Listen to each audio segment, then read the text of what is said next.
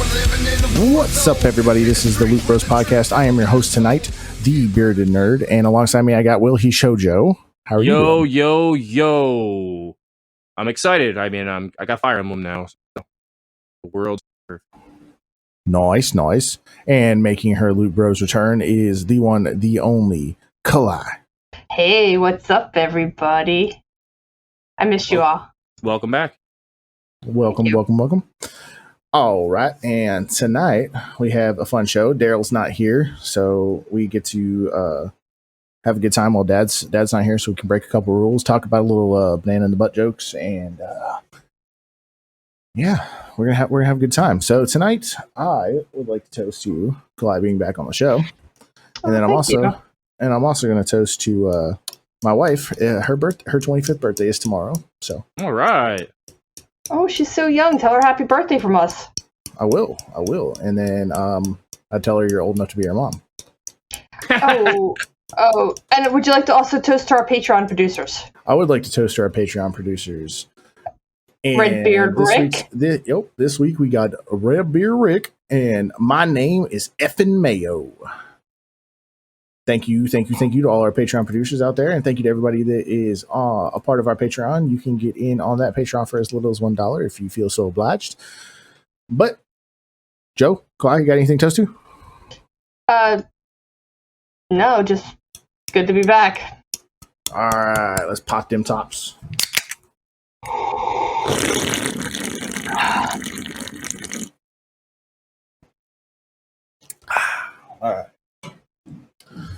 All right, so how this week's episode is going to work, guys, is we're going to have this first portion right here. It's just going to be the three of us, and then we're going to roll into Darrell has an interview tomorrow. So after we end, you will be blessed with a beautiful interview. And I'm sure Darrell will pop in some stuff and tell you more about that later. All right, so let's start with what we've been playing. Kalai, since you are finally back, let's start with what you've been playing. So I've had a little time on my hands. I don't know how much you guys talked about why I haven't been on the show. Have you? To a small extent that is appropriate for the community members to know. Yeah, that's all up to you. That's up to what you want to divulge. Like, I didn't want to tell everybody your life story, but if you're willing to talk about it, or if you want to talk about it, you definitely have the floor right now to do so. So the reason why I haven't been on the podcast is because about 4 weeks ago, 5 weeks ago actually, my husband was diagnosed with a brain tumor. It is cancer, so he had to have a surgery to have the tumor removed, which was a very interesting surgery. They actually kept him awake for the entire surgery. They put him to sleep, opened him up, and then they couldn't get him back to sleep, so he stayed awake the entire surgery. Ooh, that's probably a little scary. It is, but they were able to map his brain. That way, they talked to him during the surgery, they mapped his brain, and they were able to remove 100% of the tumor we could see, which is really good. And the next step, of course, is chemo and radiation. So, fuck cancer, I'd like to say that right off the bat. Hey. So, I am in the process of taking care of him. So, if I'm not on the show, it's probably because I'm too exhausted, because we have a lot of radiation, we have appointments, we have to make a lot of appointments. But that did afford me some time to play some games because I haven't been working. I took family medical leave, so I've been staying home. So while he's resting or sleeping, or even when he's playing video games, I'm playing video games. I'm not taking care of the house. So I beat Hades for the first time ever. I made all through 10 through playthroughs, Joe. Nice. Congratulations. And I'm still playing. I play I try to do one run a day, just so I don't get burned out on the game. I beat Bravely Default 2nd today, as well. Ooh, I don't know what that is. Oh. It's a Square Enix game, it's a role-playing game, RPG. JRPG or an RPG? A JRPG, it's very much, It was supposed to have the Final Fantasy name, but when they premiered it, Final Fantasy kind of wasn't, on everybody's tongue. It was actually kind of taking a lot of heat. So they renamed it Bravely Default based off their Bravely Default system, if anybody doesn't know. You can actually hold your action so you can get brave points, and the next turn you can use that brave points to make multiple strikes. I remember this. I remember this now. We did talks about this before. Yes, and I finally actually beat the game, which I'm very excited about. I also picked up Monster Hunter again since I haven't been able to play because of my arm. My arm's been doing a lot better, so I went back to Monster Hunter as I am prepping for our new expansion that comes out in a couple of days. If anybody is playing on the Switch and you need somebody to help you, I am over level 60 right now, and just send me a message and be like, oh hey, can you get on? If I'm available, I'll be glad to help. I've also been playing a game called Summoner's Fate. I pre-purchased this game at PAX a couple years ago, and I've been playing on my phone, but they now released it for Steam. It is a roguelike, kind of like a board game mixed with a card game. So you play a summoner who is walking through a dungeon doing battles with cards. It's quite difficult sometimes, but the development, I've been part of every single development of this game, and I've been giving my feedback and helping to fix the bugs. And this guy has really done some excellent job in really bringing this from where he was at the beginning 3 years ago with this game to where we are now with this game. If you guys want to check it out, it is on Steam and iOS. Let's see, what else have I been playing? I started Trine 4 finally, Joe. Nice. Yeah, I know that you're big on that game. So we're slowly getting through that. We figured that was one of the games we kind of started early because it was something that wasn't too difficult for Jim to play. And of course that was a little bit of a concern for us. But now he's doing really well now, so yeah, can I think of anything else I've been playing? No. I just beat Bravely Default today. You've been playing Teenage Mutant Ninja Turtles and Ratchet & Clank. Yes, that's correct. Oh, yeah, I've been jumping around. So I did get to play a little bit of the Teenage Mutant Ninja Turtles. I am playing that with Matt because he does have Game Pass, so we can play together. Makes it kind of nice. And I have been jumping back into Ratchet & Clank. It's been hard for me to play my PC or my PlayStation, mostly my PlayStation, because I've been sitting downstairs in case Jim needs anything. So I've been playing my Switch, because I have a setup for my Switch down there. But I really enjoy Ratchet & Clank. I really do want to play some more. All right. Yeah, that's pretty much it. Yeah, that's all I got. What else? Who's next? Joe, what you been playing, buddy? I was going to let you go next, but if you want me to go next, I'll definitely go next. Yeah, you go next.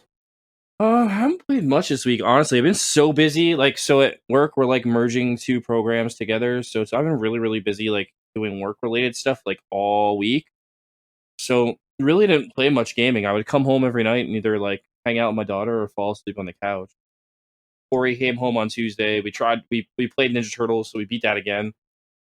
And we tried to do the glitch, which I don't understand how it works, to beat Super Shredder without getting hit. So if anybody wants to help me out with that one, I'd be greatly appreciated.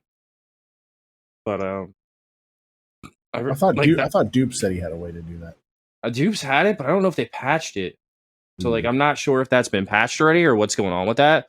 But I couldn't get it to work, and I followed the guide on how to do it, but I don't know. Maybe I'm doing something wrong. I mean, maybe I should just set up macros to do it. Naughty. This is not Trophy Whores. Naughty. The only other thing I really played a ton of this week is this game called Harvest Moon Mad Dash. Oh, no. And basically it takes Harvest Moon and it puts it into a 3x3 puzzle game where they get various props, and then as you put the 3x3 pieces together or 2x2 together, the crops can be harvested, and as you harvest them you get points, and then when you get points you get stars.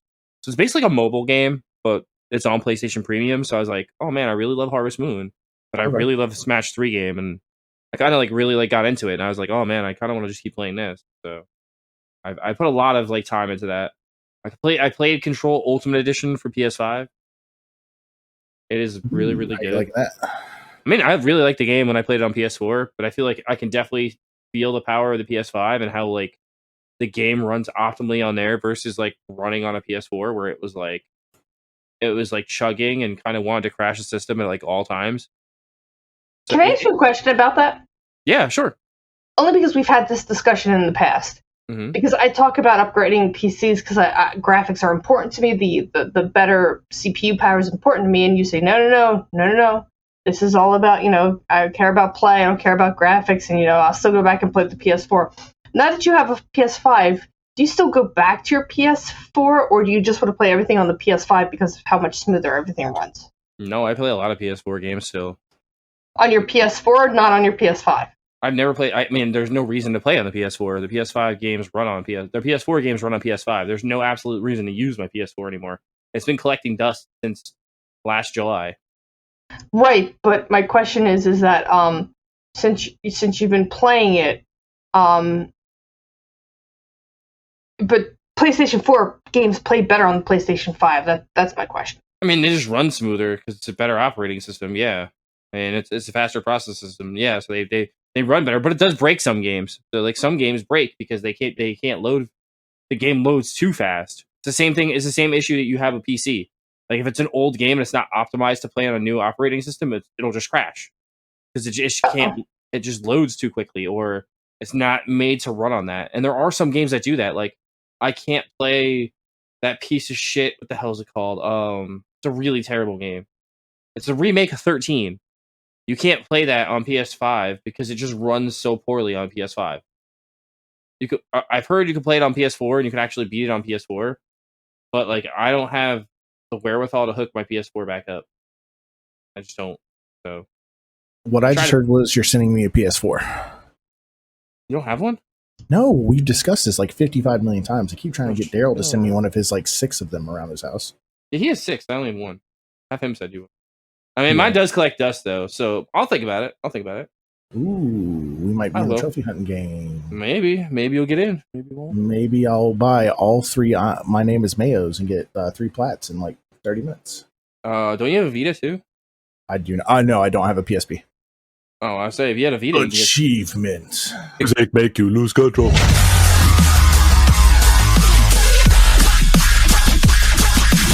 Playing Vita, you can get 5. Oh snap! Waka waka waka waka waka waka waka. Was like Fozzie Bear. Waka waka waka. You could get if you have the Vita, you can get 5 platinum trophies because the first 2 games come with. I think they come with dual platinum. I don't remember. So, maybe only the first auto stack. Or is it only the first? There's only the first one that stacks. Yes, only the first one. The second one, by then the PS Vita was dying. That's right, Vita. Long live the Vita. But Joe, what else you been playing? Not much, honestly. I played Fire Emblem 3 Hopes. Those Fire Emblem Warriors 3 Hopes. I'm absolutely loving this game, but I really haven't played. Don't you mean 3 Houses? No, it's 3 Hopes. It's called 3 Hopes. Really? Yeah. Yep. I will tell you, it's pretty dope how they take a lot of Fire Emblem stuff and they smash it in this game, and they fixed like a lot of the major qualms from the last Fire Emblem Warriors game, and the system of like taking your troops, like you could just like press start, and the map comes right up, and you could just tell your troops where to go, and they just go, and they like murderize people, and it's fun. It's fun to watch, honestly. The weapon triangle system works really cool in a Warriors game. I never thought like I would say that, but it actually works pretty well. So that's cool. Graphics are okay on the Switch, and it chugs like a bitch. And that's the only thing. I just feel like the game feels slow. And I feel like Hyrule Warriors Definitive Edition didn't feel slow. And I feel like a lot of Dynasty Warriors games don't feel slow on the Switch. This feels kind of slow.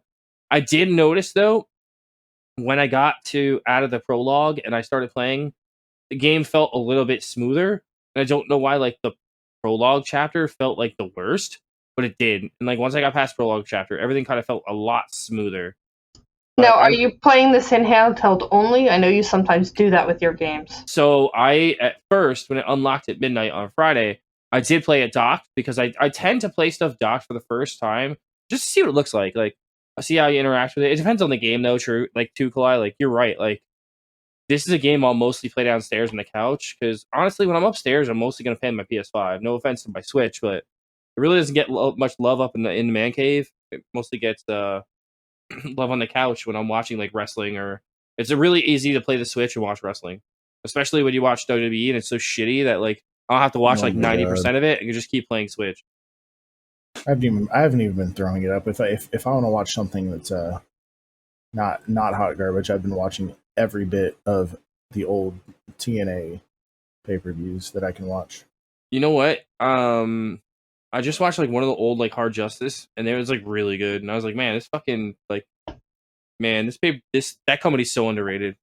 I think I watched Turning Point 2010. That's a good show. Yeah, but I really really like Fire Emblem Warriors 3 Hopes, but like I said, I haven't played it enough to give it like a real like review. I actually started the game all the way over again, even though I beat most of the demo, which is like the first 4 chapters of the game. I went back and just started like all the way from the beginning, just because I don't know, I like to do that shit. I like to make things harder on myself, or I just like to experience things in full when I buy a game. Like even if I play the demo, I'll just start from the beginning. I don't want to carry my save over. I could do that, but I didn't. And I was like, I also feel like it cheats your hours, like when you like do your hour calculations for how long it took to beat the game. Like I don't want that to be like affected. And guess what, baby? +2. Nice. Yay! You might have beat more games than me this year. I don't even know. I have to calculate all my shit. No, I think you're still above me a little bit. I think I am at now I'm at 11, 12. Well, I'm really not. I'm at 16, but I'm really at like way more than that. I just haven't put my shit in. So yeah, but that's beyond. That's besides the point. I would say if you're a Muso fan and you like those type of games and you're looking for something to play on the Switch right now, because you know with the Switch you only get a few games every few months, and it's been pretty barren this year, fortunately. I mean, there's been great stuff. You know, there's been Kirby, there's been Mario Strikers, there's been Kirby, there's been Mario Strikers, and I know you're getting that Monster Hunter DLC next week. Yeah, I have a question for you about that. Have you played the demo? I don't play demos for Monster Hunter. Why? Because I know I'm going to buy it. But I don't bother like anymore. So, like, funny story, they tweeted out from their account that if you play the demo, when the game releases, you will get a pack delivered to you with 60 high potions. Guess who's playing the demo? Play a demo for free shit. No, I know. I downloaded. I did the same thing. I was like, well, guess I'm going to be playing that demo. I'm like, you have to play it for like a certain amount of time, or you just like pop it in, pop it out. I don't know. It just says if you play the demo, so I'm just gonna go in, pick a class, just do a quick thing, and when I die, be like, okay, I played it. You probably have to just load it up, and it probably just gives you the thing right away. Probably what it's gonna do.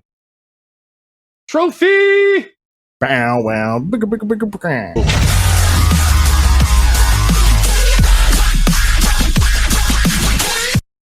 And then right now I'm playing Ape Escape to round everything out.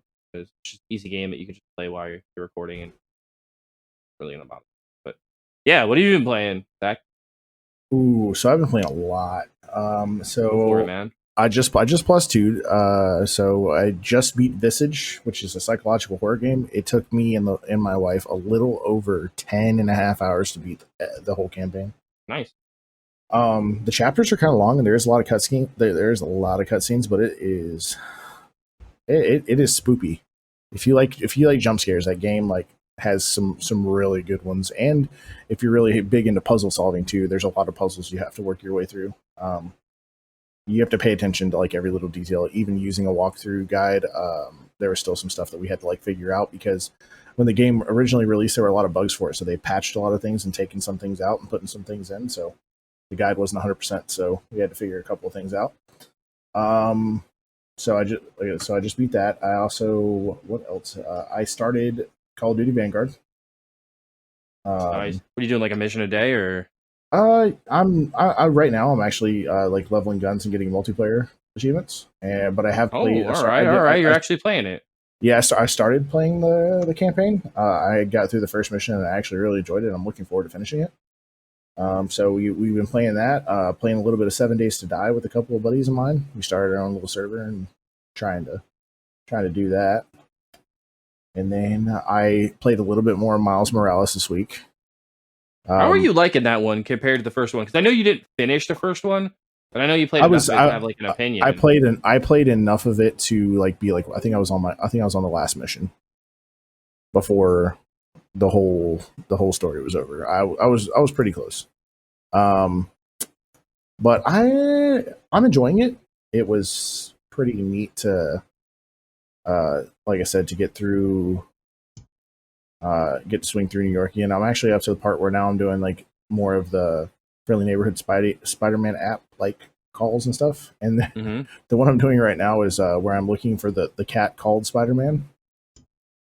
So that one's kind of funny because I'm just sitting here like as Miles just chasing a cat around for trophy. For what? But I'm chasing around a cat for whatever reason.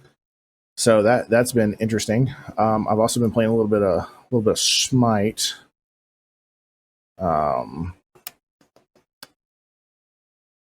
So Smite's been fun. It's a MOBA. If anyone's actually curious, it's like League of Legends, but it is more of a third person MOBA, and it handles. You actually have to aim your auto attacks and stuff. You can't just click on the dude and auto attack them. So that's been a lot of fun. What else have I've been playing a lot. I have been playing a lot. I played a little bit more Diablo 3. I've been playing a lot of Call of Duty Zombies with my wife as well. That's been a lot of fun. They actually just released a new map, and it broke split screen, so we haven't been able to try the new map. Oh man, that's terrible that it broke split screen. It's really annoying because I was super hyped about it. Did like whatever the 18 gigabyte update was and everything, and then plugged everything in and then kept trying to load into it. Every time we load into it, it says fetching online profile, and then it freezes every time we load up the second person. I was like, well, I guess we can't play this together right now until they fix it. Reported the bug to them. So that was all. That was fun. And then let me think. I don't think I've been playing anything else actually. I love reporting bugs because I feel like you report a bug, but I feel like, what does it really do? Like, do they actually get those reports? Like, does somebody sit in like a lab? It's like there's one nerd with like his glasses and pocket protector. He's like, we got this report. Guys want to read it. I don't think that's quite how it works. I think the person looks a little bit more like me or you, Joe. Probably more like you. Probably. Stressed out, balding. Yep. That's me. Trying to pull his hair out because he gets everybody and their mother's bug reports. Hey, what's wrong? Oh, what's wrong now? Now I have to fix this. I actually have to do work. But that's pretty much all I have been playing this week. I am getting ready to. I'm probably getting ready to start Shredder's Revenge or Sword Art Online Fatal Bullet. I want to play Fatal Bullet so bad. It's on sale on the Xbox store right now. If only you had an Xbox. I don't know if it's on sale on the PlayStation store, but usually on sale on the Switch all the time. That's kind of where I want to play it, but I heard really good. The graphic, it is really good. The graphics are really you know what Switch graphics are like. I shouldn't have to tell you this. It's actually 80% off. I just complained about them for like 5 seconds. It's 80% off on the Steam store right now, so it's only $7.99, and if you want the complete edition, it's only $18. I mean, it's like $10 on PSN like all the time too, so I can always get it there. Yeah, I think Corey owns it too. I could probably play it with Corey. Well, I can put it on a long list of games that I won't play with Corey probably. I don't know if isn't multiplayer online. It might be. It is. It very much is. Yeah. But yeah, so that one, I picked that one up, so I'm going to start one of the two of them. It was on Game Pass for a really long time, and that's where I actually started playing it. I really enjoyed it, so as long as my saves are still there, then I will play Turtles. If you haven't played Turtles yet, you should play Turtles. I'm going to play Turtles because it's not super duper long, and I'm sure I'll enjoy it. It's a 4-hour game. Yeah, I need something to de-stress off of some of these bigger games. But that's all I've been playing. Let's see what else. That is it. So, Kalai, would you like to move over to our backlog beatdown, please? Yes, I will. So I'm styling on you, bro. Is at 105. Somebody's broke 100 already. Pretty good. I gave him a hard time yesterday because he's not. He didn't claim the top spot on his leaderboard this week. So Okay, CJ's at 75. CJ's really killing it too this year. I think this backlog beatdown is a little bit more. I like our rule set, I should say, for this because it is giving people like CJ who aren't necessarily into playing the older games like we are. CJ's a big indie guy though too, so he likes a lot of indie games, which is good because like the 1 hour campaign limit is really really big, especially for indie titles, because a lot of indie developers only produce anywhere from 1 to 5 hours of main storyline content for any game. Mm-hmm. Next is Ed at 63. Diego. And Redbeard Rick at 63. Ooh, Darrell's at 55. JT's at 46, man. He's killing it too. Then it is Gareth at 41. I Yield to No One at 23. Jared at 21. James the Nerd at 19. And Zach, you're at 19. Alex is at 18. Joe's at 16. Noah the Builder and Tricky is at 15. So Noah's about to pass Tricky. Matthew's at 13. Huh? I said whoop whoop, pass Tricky. Yep. Whoop whoop. Tricky Mac. Homer Gets Stuffed and Corey is at 9. Wow, I'm guessing that's Brandy's at 6. I'm at 6. I'm coming for the first person on my list here, coming up here. And so is Spider Packs. 42J's at 5. There's people at the bottom, but I just don't think they're participating anyways. Everybody else is at 2 or less. Yeah, not worth it. So All right. So that has been this week's update for the Backlog Beatdown. Please, if you guys have not joined, go ahead and hop in from here on out. You just hashtag good old BLB3 in the Facebook group or in Discord and show your proof, and we will add your points. Mm-hmm. All right. This week, we're going to start over on the True Trophy side, because the True Trophy side had quite a few participants, and Mr. JT himself it looks like he's been stacking pretty hard. So in 5th place, we got Redbeard Rick with 22 trophies, playing some Farm Together. Never heard of that one, but sounds interesting. In 4th place, we got the Luke Bros' own ResidentDarrell with 40 trophies. Man's making it back up on there. He just finished Miles Morales as well. So I gotta catch up and beat that. So maybe we'll do a deep dive on that one. I'm Styling on You Bro is in 3rd place with 95 trophies. He has been playing Train Sim World 2 because he is the king of simulations, or the sultan of simulations, as he'd like to call himself. In 2nd place, not too far ahead of him, is Stink Palm with 102 trophies. He has been playing Dark Knights with Poe and Monroe. It sounds like a visual novel. Mm-hmm. Sounds like a cheat. Stink Palm. We need you to do better. I mean, we need JT to do better. And the deficit between 2nd and 1st is ridiculous. In 1st place, we got the Affectatious Donk with 1,033 trophies. Good lord, man. Good lord, man. Hey, I got on that board this year. I'm on the board this week. You are on the board this week. You are in 13th place with 4 trophies, but unfortunately, and this is weird. So we got JT on the Chosen Seagull and his Dat1 Seagull account. He's got 7 on Chosen and 8 on Dat1. So he actually has 15.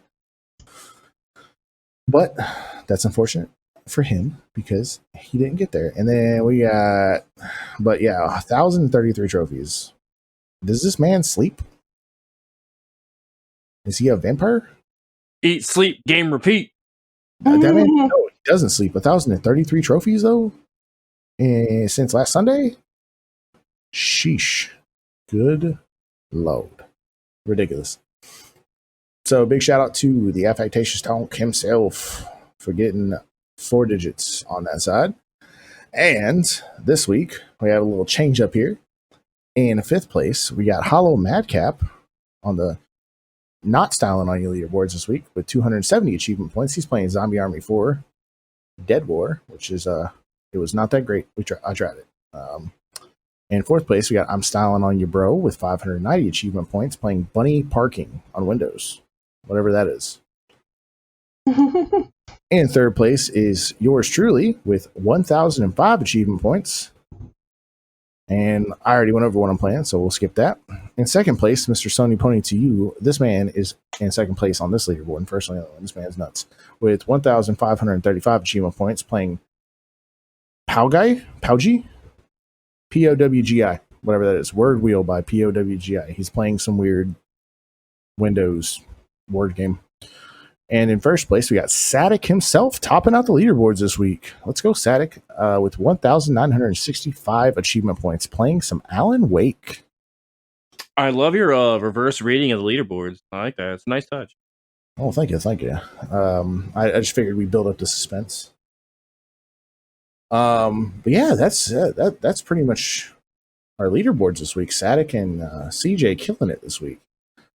And now, move on over to our community questions for this week.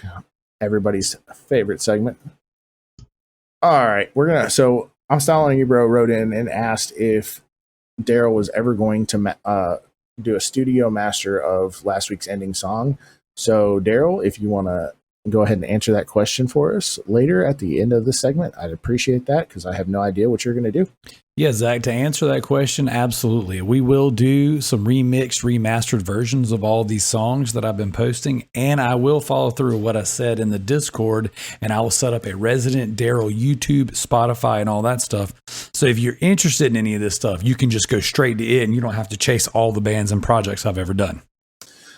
But we're going to start off. Ender writes in, what's the difference between a good game and a great game?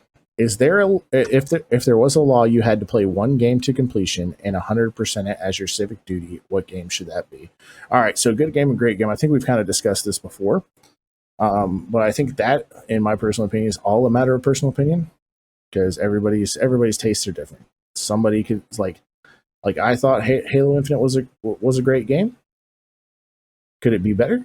Yep, but I thought it was a great game. But there's a lot of people that didn't think it was a great game. So that's just my opinion. Kalai, what you think? Well, I think the difference between a great game and a good game and a great game is that a great game hits both fantastic play and a good storyline. I feel a lot of games these days, it's either or. Okay. Joe, what about you? What's the difference between a good game and a great game? I think there's a lot of things that are, that make a quote unquote good game a great game. And I think one of the things is its appeal, or its ability to reach over boundaries. For instance, like a game like Persona. Like for a while, it was a series that was pretty much a really niche series. Like a lot of people didn't know what Persona was, and this last game just really made it more well known and accessible. And I think that's what the difference between a good game, like say like the first few games in the series versus like the fifth game in the series. They're all great. They're all good games, but that's a great game. And I feel like Last of Us is a great game compared to like a good game because it's just able to do so much more than a good game. It's able to reach a wider audience, able to appeal to a larger crowd, but also have that that polish and that quality. Does it make sense to you guys? No, it makes sense. I understand. All right. And his second question: if there was a law you had to play one game to completion at 100% as your civic duty, what game should that be? Joe, let's start with you. What game would you have to 100%? Hyrule Warriors Definitive Edition. That's your civic duty. Can you even 100% that game? You can. Have you done that? No, it's like 1,000 hours. Exactly. So that's going to be your civic duty. That's the game that you have. Sounds fine to me. I would play that game every day, all day. If I could. Didn't have to do anything else. Why? And why do you say that? Because I just love the game. I just love the endless loop. I love Muso games, and I love the endless loop of just like murdering people and getting different gear and then building that gear up. It's almost like the same thing of Monster Hunter. Like Like it's just a very nice loop that I like to subject myself to. Okay. Kalai, what about you? One game you have to 100% or complete. Probably Monster Hunter. Which Good one? luck. Rise. That's the current one. Okay. Do you think Rise is that hard to 100% compared to like say like World? Yeah, because there's a lot of stuff in Monster Hunter Rise, and it's not. No, go ahead. Finish. I was gonna say it's not as easy to get as it was in Worlds. What would you consider a 100% run on that? Probably own every weapon. Okay. That would take a while. Seems like a lot of work. Yeah, it is a lot of work. A lot of work that I don't feel like participating in. So they can send me to the chair. I'll take the chair. I'll take the chair. All right. If you had 100% something as your civic duty, see, this is hard for me because I've never. Actually, I lied. I've only 100%ed one game, and it was a bro game, and it only had like 12 achievements. But if I had to pick one, because it's going to take you a long time to 100% it, and it is fantastic. Halo: The Master Chief Collection. It's not a bad idea, and I mean I feel like you picked an answer where like you could play multiple games, so that's not a bad idea. Exactly, and but the trophy list is all one game, the achievement list is all one game. So to 100% it, you gonna be there for a hot minute. You ain't getting past it. It's gonna take forever.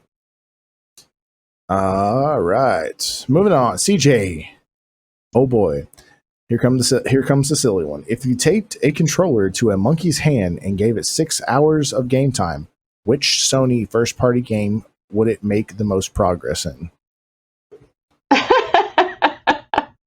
First-party game. Kalai?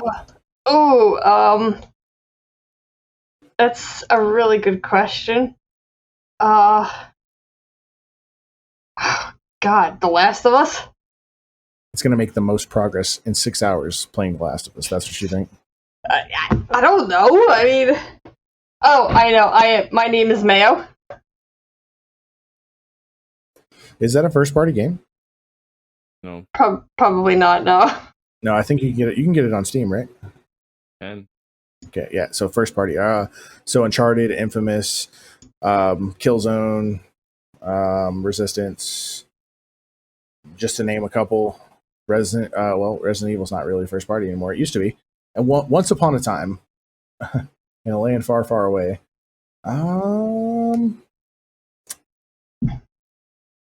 Yeah, I don't know. It's really hard, right? Not really. Think about it. It would make the most progress in 6 hours if you tape a controller to its hands. Yep, I got my answer. All right, Joe, you go ahead while I still think about my answer. Gran Turismo. Oh, that's actually a good one. It could just bounce off all the walls. Keep going. I mean, that's fair. Okay.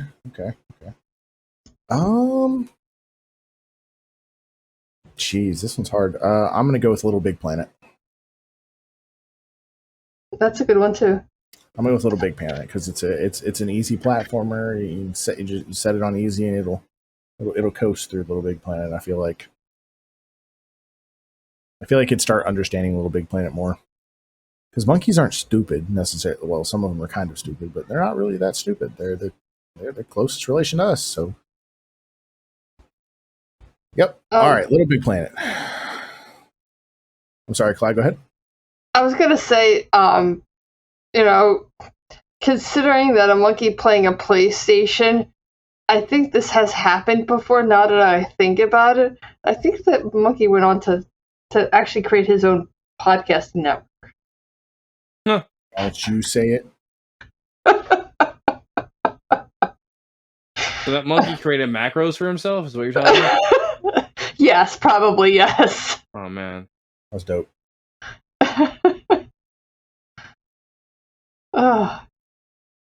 Next question.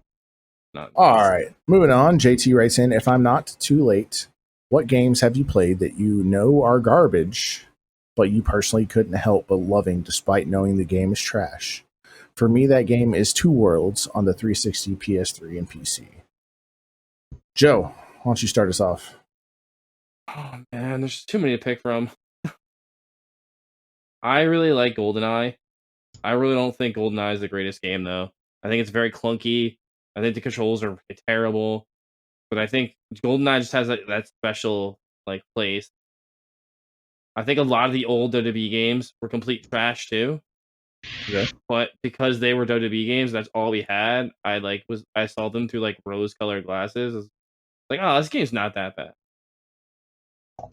That bad. Okay. Or a really good one that everyone gives me shit for is liking Hyrule Warriors on the Nintendo DS. I get a lot of shit for that one. This game's trash. How do you play it? It's move slower than shit and doesn't work right. I'm yeah, but I just like Hyrule Warriors so much. I'll play it on whatever. I'll play it on a fucking TI 83 calculator. It was playable. Need my fix. Okay, Kalai, what you think? The later Halos. I know a lot of people didn't like the Halo, especially that whole Cortana, the Cortana storyline, but I kind of really liked it. Okay.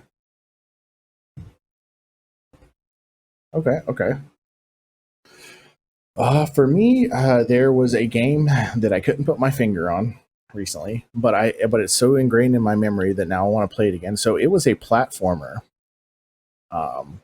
It was about a little itty bitty fox, and his name was Kingsley. It's called Kingsley's Adventures, and what it was he wanted to become a knight so bad that he ran around and he got these little fireflies and stars, and it was a weird platformer. It was kind of Zelda-esque in a way, but it wasn't Zelda. It was like a Zelda ripoff. Is exactly what it felt like. So Kingsley's Adventures, if you haven't played it, PlayStation 1. I don't know if they'll ever bring it to PS Plus, but good luck finding a copy of the disc. It has a cult following, and I just looked, and I think the cheapest disc I found was $40, just the disc.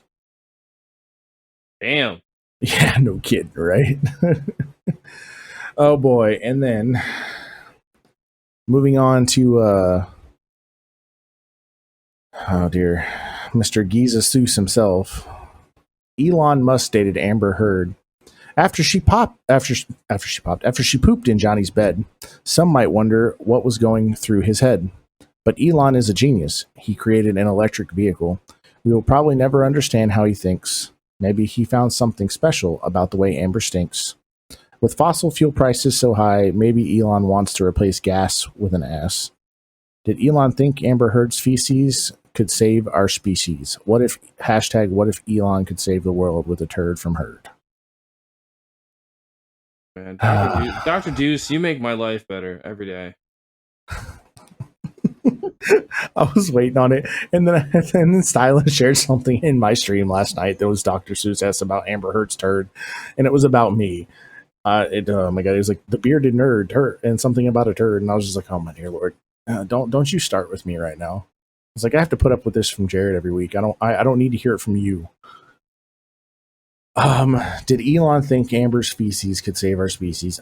No, I think he was thinking about what was in her pants, not what came out of her butt. Pretty much. Yep. Next question. That was our last question for the week. We didn't have a lot of questions this week. Nothing on Discord? Yep. So, Jade, CJ, and Ender wrote in on Discord. That is it. Oh. That is it this week.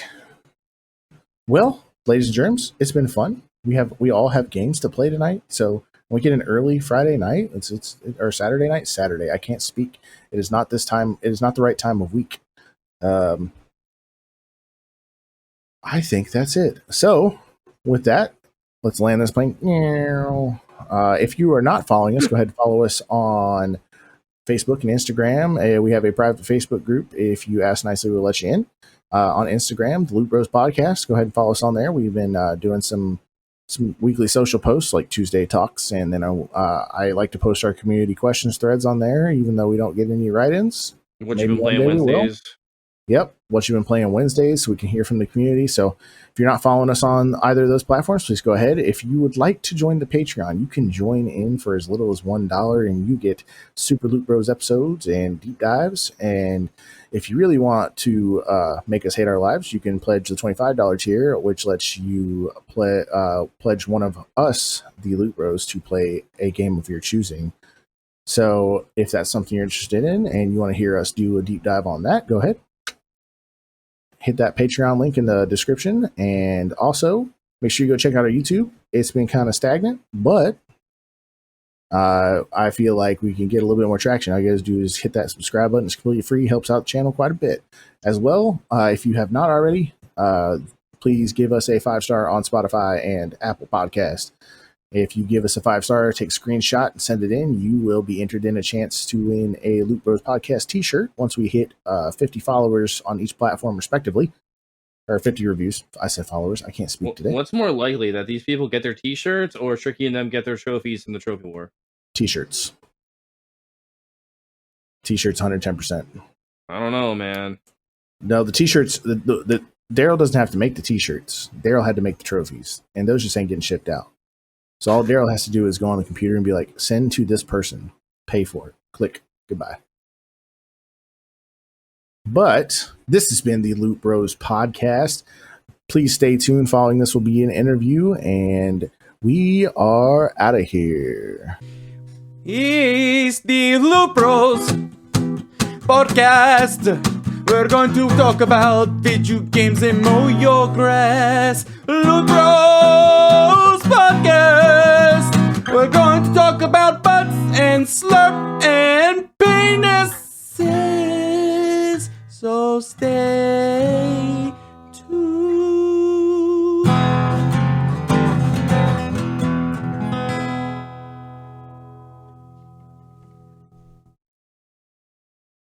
What's up, everybody? Welcome back to the Loot Bros Podcast. I'm your host, ResidentDarrell, and tonight I have two very talented developers from the studio, Tursiops Truncatus. Is that correct? Well done. Got it. All right. Tonight I am joined by Kathy and Susan to talk about their new game for iOS and itch.io. Is it on just your side? iOS. No, just just iOS. iOS. Yeah. The other projects are on itch.io. Yes. Some of our I back got it brought up. I just want to make sure. But the game we're here to talk about is The Day We Fought Space, correct? Yeah. Correct. Yes. All right. So our co-host Kalai met you ladies at PAX this year, and she was sending back tons and tons of information, all these games she got to play. And we were all, sitting back here in South Carolina, super, super jealous. We're like, oh man, I really wish we could be there playing all these games and living it up. But this is one of the games that she got a chance to check out. She sent me the information. I made contact with you, Susan. And I would love to give you the opportunity to pitch your games here for the Loot Crew, and we'll go from there. So why don't you tell us a little bit about your game? So it is a wreck 'em up scrolling shooter, but we've got physics power on it. So you're not just shooting enemies out of the sky, you are knocking them into each other. You've got a bunch of crazy, melee weapons, whips that you can snag trains and crash them down onto stuff. It's all built on a very kind of one-of-a-kind touch interface. This is for iOS. We wanted to really explore what you can do with multi-touch. So you're piloting your ship with one finger, you're aiming your shots with the other, and then if you pinch or spread your fingers apart, that actually changes how spread out your fire is. It's something, I'm not just saying this so you buy the game, but you really do need to try it to really understand it. Us talking about it is one thing, but and it's got like kind of a cool comic book feel. We wanted it because it is such a hands-on game. We wanted it to feel like you were holding a comic book in your hand, like you're playing a comic, like in that action. Yeah, it's got a kind of a retro futuristic comic book vibe to it. Two things that stood out to me immediately as a comic book fan and a shmup fan was this is the best of both worlds. So Awesome. immediately when I fired the game up, I was like, oh, I saw the comic, the blam, the wow, the big pop for the word bubbles and stuff. And then as you go through the tutorial and you get into the levels, you see that comic book feel, that art style. And then of course I love, Kathy and I were talking before we started recording. I love, shmups and shoot 'em ups and space shooters and things. I especially love, and my listeners know, the really short ones that give you lots and lots of trophies really fast. And so as I started playing through the game, I was like, oh man, this is right up my alley. And I was also telling Kathy before we started that I've been getting on to my kids because, nowadays my kids all have iPads, they have their phones, and it's like, every time you turn around, it's like, hey, Dad, will you approve this game? And it's some free-to-play game that they get 30 seconds of gameplay and 10 minutes worth of ads. And I was like, guys, let's sit down and let's actually find a game, like a real game that we can pay for, that you can play without watching ads for a toilet cleaner and things like that. It's like you guys just want to play games. So I was very pleasantly impressed and surprised when I downloaded the game. And I was like, here's a game, full game that looks cool, plays great, and we don't have to watch ads to keep going. So, Right. I would love to know the inspiration. And I don't know if I want to double back real quick. I'm a huge comic book fan. So you definitely want me over that. So I'd love to know the inspiration and where the idea for this game came from.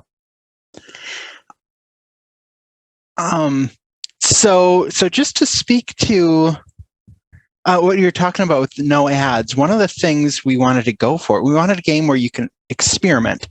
We wanted something with no cost of failure. So like you get to a point in the game, you're building your own ships, and it'll let you build a bad ship, and you're not penalized by losing your chance and having to watch 2 minutes ads and then get your ship back. You don't get just 3 tries a day and then you need to either wait or pay. So that was a key factor in our development, was we wanted to encourage that risk taking, crank the difficulty up to 600 or whatever the maximum wound up being. Experiment with what you're different upgrades you might add to your ship to create your perfect ship, and then go back and try something else, and and not, like Kathy said, be punished for doing that. So, and ultimately, like with all the crazy, all the over the top weapons we've got, most of the time you're playing a shoot 'em up, you're going for a power fantasy. So we want that to continue, and we don't want you to feel disempowered by the structure of the game itself. We don't want to have that, like, what would you even call it? Ludo monetization dissonance. I just made up that term to sound smart. I like it. Yeah. As far as where the core concept came from, it was from playing ports of arcade shmups on when I first got my iPad. That was one of the first things I got, was like there was an R-Type port. And then some of the cave shmups. And I I got a little bit into bullet hell with like Crimson Clover and Jamestown. But then once you've got the touch, when you see you got a finger to weave through bullets, you just feel like you're an amazing pilot that way. So this was really our attempt to go, like, the inspiration was, how can we make the player feel like they're just an awesome pilot? Very cool. Very cool. Very cool. So I would like to kind of get in a little bit of your individual backgrounds in gaming, and then maybe into game development. Then I kind of want to talk about the studio, and then we're going to kind of see where we go from there. So why don't you ladies tell us how you got into gaming proper? Like, what was your first game? What's your favorite game? I can start. So this is my first studio I've worked for, and Kathy and I used to play roller derby together, and that's how we got started. And we sat down and decided to create this game together. previous to that, I've been playing games for all my life pretty much, and had aspirations to do this when I was younger, but it just didn't happen. I do have a background in art, so graphic design, illustration, fine arts, and that's where that came from. Being able to transfer that to game development, and I feel like that really did help me kind of create this comic book style for the game because of my illustration background, but also my love of comics. Start with that. Very cool. Very cool. Now, before we go to Kathy, you said your love of comics again. Yes. So what do you like? What are you interested in? What's your favorite? So I mostly have stuck to Marvel or Vertigo or Dark Horse are the three favorite brands, I guess, that I've read. My first comic books that I read were Excalibur and X-Men, and then kind of off from there, different Marvel comics. And I used to really love the Max. I'm not sure if you knew that one or not, but that was my favorite comic forever. The Sandman. So those awesome. Yeah. So one of my first comic series I ever read personally was the Executioner song. Uh-huh. Yeah, so you had the big crossover between the X-Men, the X-Force, X-Factor, and all that stuff. Yep. Got me hooked. Yeah. I think we had a local grocery store that, like, I don't know, I picked up a couple issues there as a kid, and then that was all. That was me too. Yep. So. Always get them from the local grocery store. That's right. I don't think they do that anymore. They don't. My kids will never understand. I take them to comic shops and stuff, and it's funny. My kid's karate sensei just opened a comic shop. So he's retired military. He's like, well, when the kids aren't in the studio, I got to have something to do. And so, but that was one of the things we talked about. I was like, man, my parents would be like, hey, let's go grocery shopping. I'm like, most kids are like, ugh, my kids hate grocery shopping. I was like, yes, I might get another X-Men book. Exactly. This is awesome. Nice. Yeah. So, all right, Kathy, what about you? How did you get into gaming and game design and all that stuff? I mean, I've been gaming since I was tiny. I think the very first game I played, there's a little debate within the family about what it would have been. I think it was Defender for the Atari 2600. I was not good at it. I was like 3. But there's something that has always drawn me to video games since I was a small child. And I started, I got into the shareware scene in the 90s. I made a few hobby games that I'd show to my friends on, our home computer. And then once I got to college, I did a bit more, had a couple freeware games, shareware games released. And then kind of circled back to the game development world after a few years trying to do normal person programming, and that not really being where I belonged. So I've been doing game design in one capacity or another for probably, 20-ish years.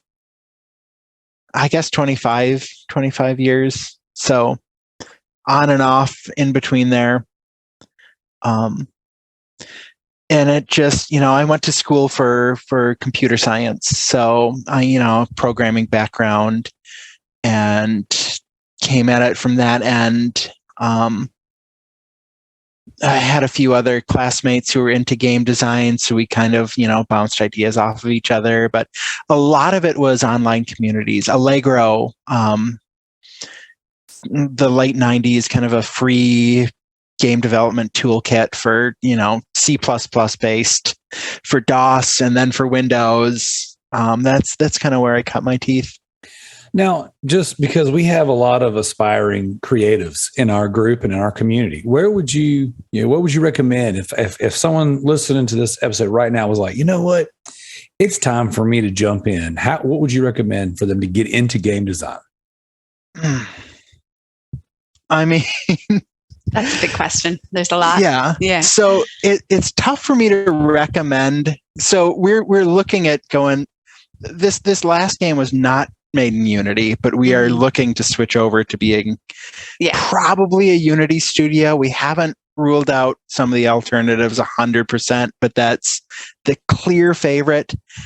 I know several other people in the industry that would steer people that way. So I'm pretty confident in saying that a lot of people have been able to just kind of pick up without a lot of, because you can take pretty much any field and apply it to game, whether you're a musician, whether you're an artist, whether you're a programmer, whether you just are someone who makes card games or board games as a hobby in their spare time. It seems to be a pretty solid tool. Another good resource, almost any city of any decent size is going to have like a local indie meetup group, or an IGDA. GDA, is that the right letter order? A chapter of that. So just had to, look for meetups, look online, look, it can take some asking around, but Unity also has a lot of free tutorials and stuff too. So that's really accessible. I would add on to that I definitely think that it's really important if you're going to go into this field now as an artist that you learn some of these tools like Unity. But I also feel like it's really helpful to come from a background in art, like more traditional art form of some sort, because those are kind of things that, as you're going to go into the job market, they can't necessarily teach you how to do composition or color theory or anatomy, things like that. So I feel like those things are really good to have a solid foundation in before learning some of those other programs and skills. Now, before we get into the actual creation of the studio, is it just you two primarily that do everything? More or less. We also have a producer, and we have a couple sound people, a sound person, and then also a band. That's a sound person who's also a QA person. Yes. And a marketing person. Yeah. So there's kind of like 7 people who are in the orbit of the studio, and then additional people that kind of fly in to do the high score server was a kind of a separate group, and the band that we license music from. So it turned into a pretty large village making this game. But primarily it started with us, and then branched out for all of these different roles and people. We're the nucleus. The two of us. That's good. So, if you don't mind, kind of explain where the studio came from, what where the name came from, all that good stuff. The short answer is I was really into dolphins as a teenager. The justification after the fact. So I should explain myself. Take a step back. Tursiops Truncatus is the scientific name for bottlenose dolphin, one of the most common, one of the more intelligent species of dolphin. So how I've kind of justified that as an adult is, okay, this is a species that we've seen play. We've observed play behavior in. So kind of it's a homage to just how we can be united even across cultural barriers as deep as 2 different species can interact with each other. Oh, we can bond over the idea of playing a game. I like it. So I dig that. I dig it. Awesome. So when did the studio start? Informally, 1998. And then, it wasn't formally incorporated till 2007. Okay. And then we started together in 2012. Yeah. Awesome. So how many games have you put out together? This is it. We've done. I worked a little bit on a previous game, just a little bit of artwork for Kathy, but this is our big one. Cool, very cool. This game was very much the transition from solo dev to team effort. So awesome. And all the learning that implied, all the learning and growing and wonderful new places that we could go as a team that I never could have alone. So, that's awesome. That's great. That's cool. So, being that this game is out, how has the reception been? It's been good, I think, in general. Yeah. We opening weekend for us, we rose through the charts and on the App Store, which was fantastic to see. Peaked at number 29, I think, on the US charts. Yeah. That was higher than I ever hoped we would get. All right. So now we've talked about your game. We've talked about how you got into gaming. We've talked about your various backgrounds and the formation of the studio. So now I kind of want to pick your brains on projects you would like to do in the future. What is something, if you had unlimited time, unlimited budget, unlimited manpower, starting with you, Kathy, what would be the game that you would want to make? Oh, okay. So what I would love to do, I am a huge fan of the Zelda series. Mostly the 2D overhead view type, but especially I'm very much in love with the look of Link's Awakening and Tunic. So this is the unlimited people, unlimited time. Everything. Have a game like that, but bring in some of the social elements from a Stardew Valley. Okay. So you're actually making connections with the people, and everything you do in the game kind of spills out into the world. So, you could help the random merchant, and then you will be able to buy items because you cleared out all the goblins from the trade route, or, you have been bombing everyone's home and taking all their cash, and then all of a sudden all the price of all the goods goes up. So having those dynamic social systems, there you go. that kind of almost like an open world, social world, a bit of Zelda, both Link to the Past and Breath of the Wild, and then also Stardew Valley, and maybe a bit of Fable in there too, for good measure. Yes, say it again. That would be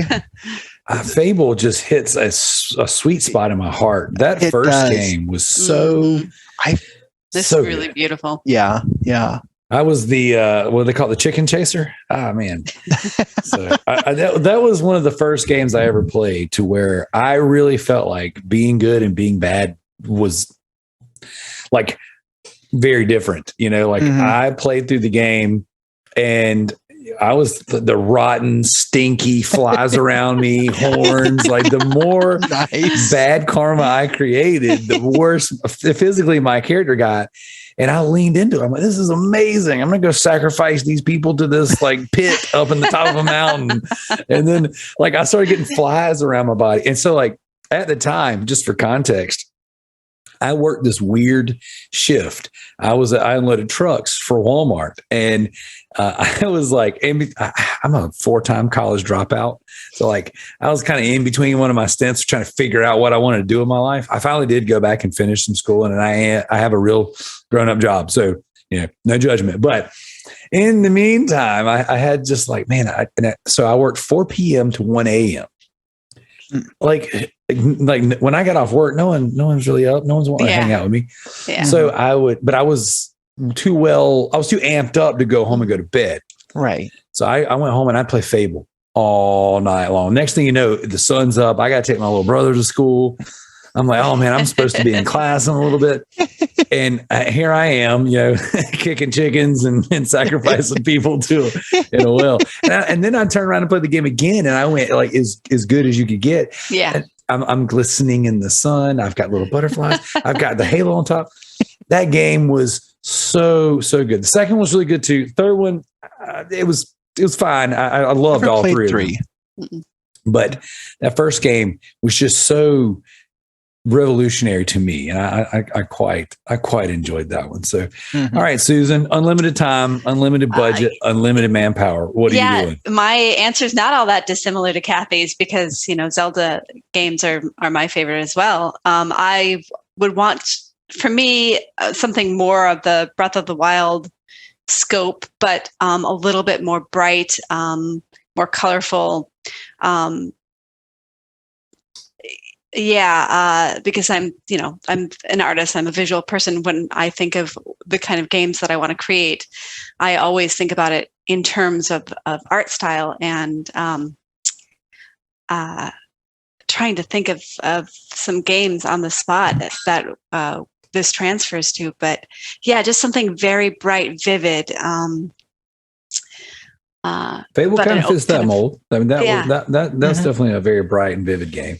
Yeah. At least for its time, it was. Like going back to it now, it's like, it's not as pretty as I remember. But as being younger, I definitely remember that being a very, very bright and colorful game in a world of browns and grays. Like that's kind of like yeah. So I want to ask. We had Type 3 Studios on not so long ago. And it was their first PAX. Have you got? So was this your first PAX, or have you done PAX before? Previous to everything shutting down, we had gone. Was it 2018, 2019 that we were doing PAXs? 2019. Okay. We did all three in 2019. Well, Southeast West, we should specify. There's Unplugged and there's Australia, which we did not do. Yeah. So East, Southwest, and then a little in 2020. Southeast 2020. And then that was like the last convention for a long time. Mm-hmm. So how was your experience with PAX? Is it enjoyable? Is it just so busy that you don't really get the exposure that you want? I mean, we've had some good conversations about PAX, and of course, one of our hosts goes to PAX every year. So I'm just kind of curious how that was for you. I think, in my experience, I think it's dependent on the PAX itself. When we would do the San Antonio ones, that one tended to be pretty successful for us. I feel like because it was a little bit smaller, a little more focused on the indie games, and so we had a lot of people come and check us out. Same thing with PAX 2022 in Boston. Again, there weren't as many of the larger companies there, so players were flocking to indies, and that was really fantastic. We had some really, really busy days because of that. Very cool. Now, is PAX the only conventions that you've done, or have you done other local, smaller, bigger conventions? Yeah, we've done. We were a staple at Midwest Gaming Classic. We missed just one of them from, I think, 2014 through 2022. Even in that, when they started, they call it the Future Classics. It's mostly a retro gaming focused convention, but they've kind of looped in like you should go if you get the chance, because there's like it's pretty cool. Pinball enthusiasts, and you get like there's something they call it the Hall of the Underdogs, which is all the systems nobody bought. So like the Apple Bandai Pippin and the 3DO and the Vectrex. They'll have like the best game for every system that you never played, all set up, all in a row. So that one, when we got involved, they had us in this bizarre wing of a hotel in Brookfield that like the indies had to take turns ushering people. Like, these are not hotel rooms, they're exhibits. Come on, there's stuff down here you can play. Like this isn't a private party that you're interrupting. But and then GDEX is that's another one we added in 2018. So Columbus, that one is almost like a mini PAX and a mini GDC fused together. So that's a good one for if you want to meet other startup indie devs, you want to make those connections. We get a lot of students at that one, kind of a lot of people pitching us their resumes, a lot of people we get some of the deeper design questions from the fans attending there, because they'll, sometimes hit the exhibit hall between two talks that they came to see. So very cool. Yeah. The reason why I wanted to ask how your experiences were in there, because I wanted to kind of branch on to today's age being so digital, everything being just a scatter shot, a barrage of information at you all the time. I wanted to know, when it comes to promoting your game, the App Store is not exactly the most favorable place. I just using my own story that I told you a little while ago. I sat at my kitchen table just a few nights ago, and I was like, let's go through and try to find something that looks like kids would enjoy, but we can actually pay for, so you get the full product. So my question is, how has it been advertising and promoting your game? Is it better, or have you had more success face to face in these conventions, or have you found success promoting online through social media, or is it the podcast, or is it a combination of all of it? How's that working for you? It's tough to say exactly what the metric. When we see our sales numbers, we knew how many pre-orders we got. We have a pretty good idea how many pre-orders we got during PAX, because that's when we opened pre-orders this year. But then after launch, it's really tough to say.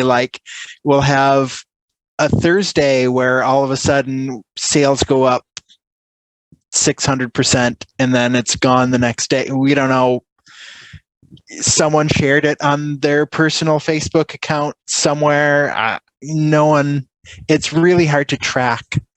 Especially because we didn't load our game up with the tracking things, which so as far as what feels, it's almost like a different. There's a difference of kind in a lot of these. So taking it to a convention, you really get a great sense of how a lot of people react to the game. So for, when we're taking this to PAX in 2019, 2020, I think every single PAX, we had a new version of the tutorial, because you've got these new controls you got to teach. And every time we would learn, what are people responding to? What are they struggling with? What do they need explained more? And that one, so for that effect, I have not found a suitable substitute for conventions for just getting 300 people to try your game in a day and gleaning that. We've done a bit of advertising, with mixed results. It's hard to know because, I'm not the biggest, you can make advertising a game your full-time job and do A/B testing and try to really figure out which of these platforms is giving us the most. The one that seems to be the most successful is the in-game advertising, because you've got that interruption in another game. You're like, hey, want to play a game? We're not going to interrupt you.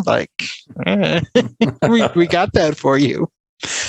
Social media. So a lot of Twitter, you're making connections with other indie devs. So it's a good thing to do. It's something I'd encourage. But as far as getting the word out to your everyday fans, it's kind of limited that way. And then Discord, we've got 6 kind of diehard people that will engage occasionally, and mostly it's we're not really growing things there. So it is one of the most challenging things in indie dev. I'm certainly not an expert at it. Well, I am faced in all aspects of my hobbies and my profession with trying to find entertaining and engaging ways to promote things. Yeah. I have the podcast. I do music. I'm a mortgage loan officer, so the majority of my business is generated through social media right now, and then of course, face-to-face referrals and things of that nature. But there's one through line I've learned through all of them is that everything and everyone is fighting for your time and attention. So I was just curious, kind of how that is, because it's like, watch this, play this, buy this, subscribe to this. And then everything has a subscription service. And then it's like we were talking earlier, and I like to pick on them, but like ad. And it's like, there's a lot out there. So I don't envy you guys trying to push your product on people. I think it's really important as an independent game studio to really connect with your fans, and I think that's a really important way to do it. I know we have to do the advertisements, we have to do all of that because that's just the way it is. But I think it is really important, and for them and for us to have those connections, whether it be at PAX, whether it be on a Discord channel, whether it be on Twitter, whether it be on TikTok, even just that. Forming connections is a great way to do it. Absolutely. So now I just kind of want to turn it over to you ladies. Is there anything in particular you want to pitch or sell or throw out there about your project or your maybe future projects, or anything that you want to sell to us? Well, if you would like to buy The Day We Fought Space, thedaywefoughtspace.com/purchase will take you there. Take you where you need to go. We do have Twitter at Tursiops Studios. At tursiopsstudios.com, you can sign up for a newsletter. You can get to our Discord through any of those channels. Thedaywefoughtspace.com is redundant information that we just said. And find us on the App Store. Yeah, and then the Discord and our Twitter and our TikTok at Tursiops Studios also. And if you want to, we're still discussing what our next project might be. There's going to be some education time in there. There's going to be some prototyping. There's going to be, what I said earlier about learning Unity. That's going to take a decent chunk of time. So we might be quiet for a little bit, but we're not disappearing. So I do have a question. Now, obviously you've targeted the App Store. Do you have any plans of bringing this game into other platforms or other storefronts? So it's possible, but this game was written in native iOS code. And so it would be tricky to do. The idea is possibly that maybe we might make some sort of sequel type thing for The Day We Fought Space, which would be cross-platform, and there we would expand on the story and kind of continue it. Hit some of the ideas that we just didn't get time to do for this game. But that's an idea, a maybe idea. Yeah, that's a maybe. No there are probably a dozen other ideas we've talked about doing. There's so many things I'm excited to try that I don't want to be a one game studio.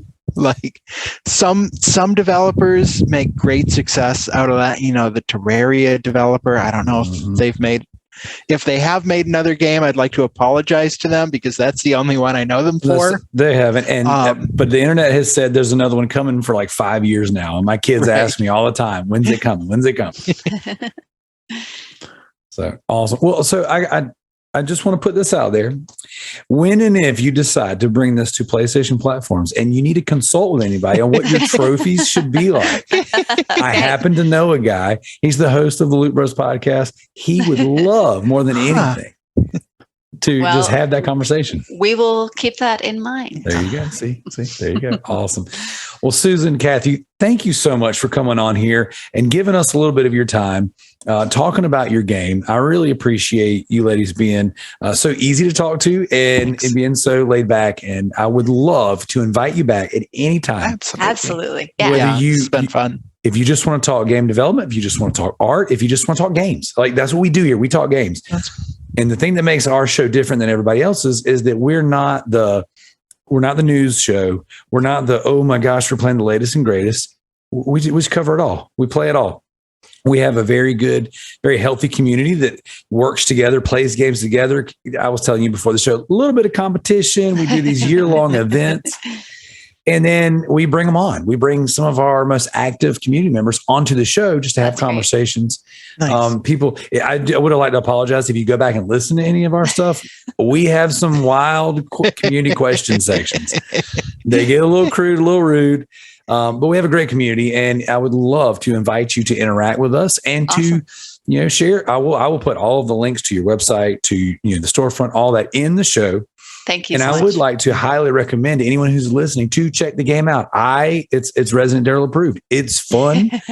It plays well, and it's not loaded with ads, which I know I've said that 3 or 4 times now, but I can't stress how frustrated I get watching my children spend their game time watching ads. Like that's ludicrous. So I would love, to help promote your game with all that my little platform has behind it. And anytime you ladies want to come on and talk shop, talk anything, you just want to talk comic books. I mean, hey, absolutely love to I have a whole comic spinoff that we do, the Loot Bros comic. Oh, nice. Awesome. So you're welcome to come and kick it with us at any time. Thank you once again for coming thanks on. For having us. Yes. Thank you so much. All right. This has been the Loot Bros podcast. Thank you all so much for listening. Be sure to like, share, subscribe, check out all of the links. Everything's going to be in the bio. And I might even rip the video version and put this on our YouTube. We'll see. With that being said, we're out. All right, everybody, I want to come in here and introduce this next song. This is another acoustic song, not by Exit Humanity, but a RPD song. So I am in the process of putting everything online like I said I would. And I just been kind of digging into the annals of my hard drives. And I'm like, whoa, I found this. Whoa, I found this. I don't think I've ever played this song on the show before. If I have, well, you get to hear it again. Eventually, I will run out of things to post. Now, I do have a bunch of, I feel like I got about 30 or so just instrumentals that don't have any kind of lyrics or any kind of affiliation with any group. Some are fun. Some are interesting. So I've got some plans for that kind of stuff. But, I just kind of want to get in here, introduce the song. This song is called The War Within. It is an acoustic rap song that we did, akin to Everlast, but not as good. So just something we kicked around. I think we actually put it on SoundCloud one time. I'm not sure if it's there. I have to go look. But either way, this will be one of the many songs that gets released, with the big batch of everything, like I said I would do. So with that being said, here we go. This is The War Within by RPD, Resurrection Pending Death. Not our best song, not our best produced song, but something interesting and fun that we dabbled with.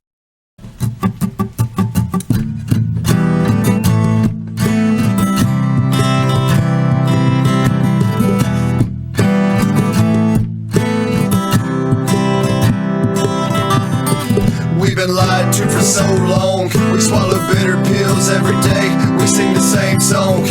Half truths dressed up in disguises. Best believe though that when the hurt rises, I will choose not to give control to a world that would bury me to get my soul. You cannot convince me that this is all there is. So many questions left unanswered, like I'm taking a quiz. Somebody else seeing, here they come with the stones. Walk a mile in their shoes, but would it change your tone? Once a heart breaks, it will never be the same. We're burning bridges, now nothing but the ashes remain.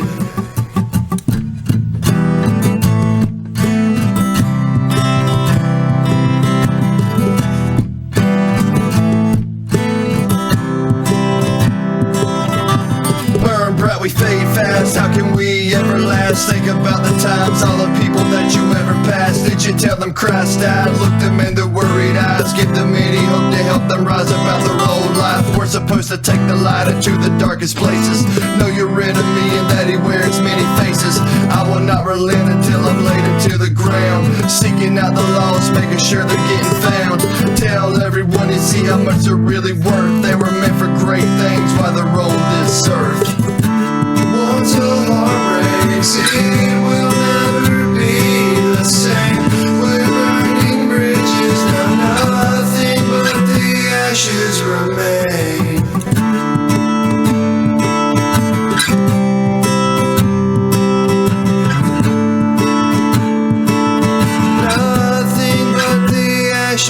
remain.